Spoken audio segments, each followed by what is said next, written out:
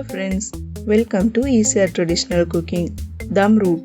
எல்லாருக்கும் ரொம்ப பிடிச்ச இந்த தம்ரூட்டை எப்படி வீட்டிலேயே ரொம்ப எளிய முறையில் ரொம்ப டேஸ்ட்டாக செய்கிறது அப்படிங்கிறத பார்க்கலாம் வாங்க. அதுக்கு முன்னாடி இதுக்கு தேவையான இன்க்ரீடியன்ட்ஸ் என்ன அப்படின்றத பார்த்துடலாம்.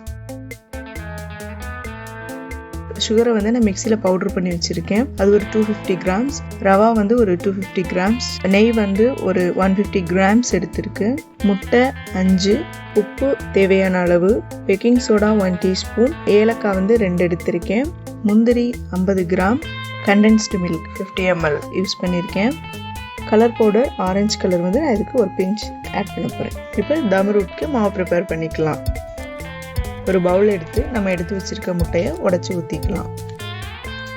ஸோ நல்ல முட்டையை பீட் பண்ணி எடுத்துக்கணும்.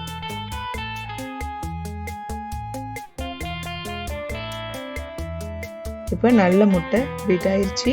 சுகர் 250 கிராம்ஸ் நம்ம எடுத்ததை இப்போ இதில் ஆட் பண்ணிக்கலாம். ஸோ இது ரெண்டும் ஃபஸ்ட்டு நல்லா பீட் பண்ணி எடுத்துக்கலாம்.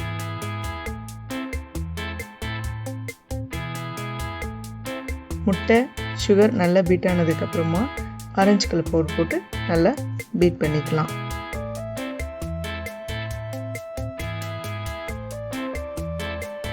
ஏலக்காய் 2 எடுத்ததை நம்ம வந்து தூள் பண்ணி போட்டுக்கலாம். இப்போ தேவையான அளவு உப்பு போட்டு நம்ம நல்லா அடிச்சுக்கலாம்.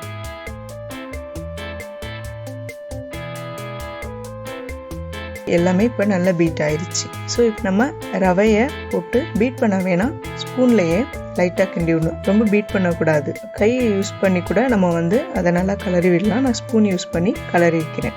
இப்போ பேக்கிங் சோடா 1 டீஸ்பூனே போட்டு இப்போ நல்லா கலந்துக்கலாம். ஸோ இதான் வந்து தம்ரூட்டுக்கான மாவோட கன்சிஸ்டன்சி இதான். இந்த அளவுக்கு மாவு இருக்கணும். ஸ்டவ் ஆன் பண்ணி நான்ஸ்டிக் பேன் வச்சுக்கலாம். நம்ம எடுத்து வச்சிருக்க நெய்யில் 3/4 நெய்யை நம்ம இதில் இப்போ ஊற்றிக்க போகிறோம்.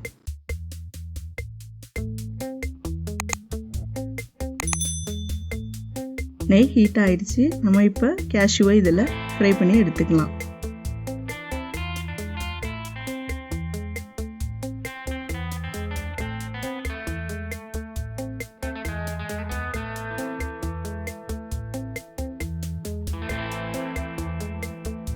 கேஷ்யூ பொன்னிறமாக பொரிஞ்சதும் நம்ம இப்போ முந்திரியை மட்டும் எடுத்துக்கலாம். நெய் அதிலே இருக்கட்டும்.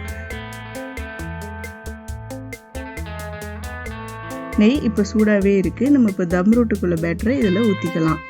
ஊற்றி இதை நல்லா கெட்டியாக பதம் வர அளவுக்கு கிண்டிக்கிட்டு இருக்க போகிறோம். ஒரு 5 நிமிஷம் போல் இதை நம்ம கிண்டிகிட்டே இருக்கணும்.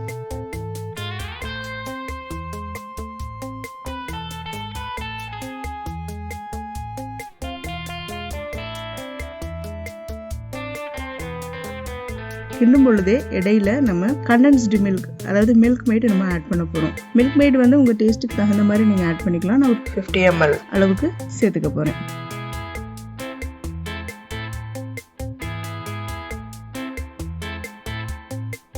ஸோ இப்போ 5 நிமிஷம் ஆயிடுச்சு. நம்ம பொரிச்சு வச்சிருக்க முந்திரியை இதில் இப்போ ஆட் பண்ணிக்கலாம்.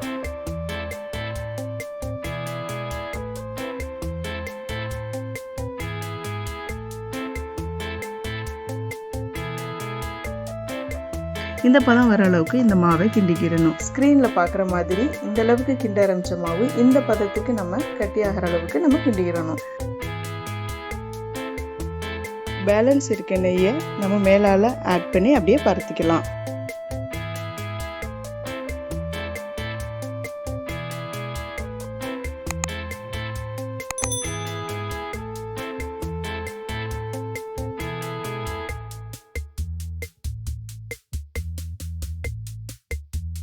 இது போல் பரத்தி விட்டதுக்கப்புறம் நம்ம கடாயை கீழே வச்சு ஸ்டவ் அடுப்பில் ஒரு ஸ்டாண்டு வச்சுக்கிறோம். ஸ்டாண்டு வச்சதுக்கப்புறமா திருப்பி இந்த கடாயை மேலே வச்சு நல்லா க்ளோஸ் பண்ணி இதை 10 மினிட்ஸ் அப்படியே சிம்மில் இருக்கட்டும். 10 மினிட்ஸ் கழித்து எப்படி வெந்திருக்குன்னு பார்க்கலாம் வாங்க.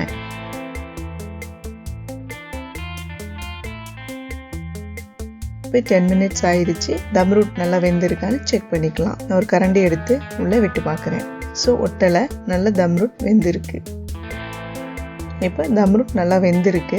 இதை பெரட்டி போட்டு மேல் பகுதியும் நல்லா வேக வச்சுக்கலாம். அதுக்கு நான் ஒரு நான்ஸ்டிக் பேன் எடுத்து நம்ம மிச்சம் வச்சிருக்க நெய்யை அதில் ஊற்றிக்கிறேன். நெய் ஹீட் ஆனதும் இந்த நான்ஸ்டிக் பேனை அப்படி நான் இது மாதிரி திருப்பி போட்டுட்டேன். ஸோ இது ஒரு 5 மினிட்ஸ் சிம்மில் இருக்கட்டும். ஸோ 5 நிமிஷம் ஆயிடுச்சு. இப்போ 2 பக்கமே தம்ரூட் நல்லா வெந்திருக்கு.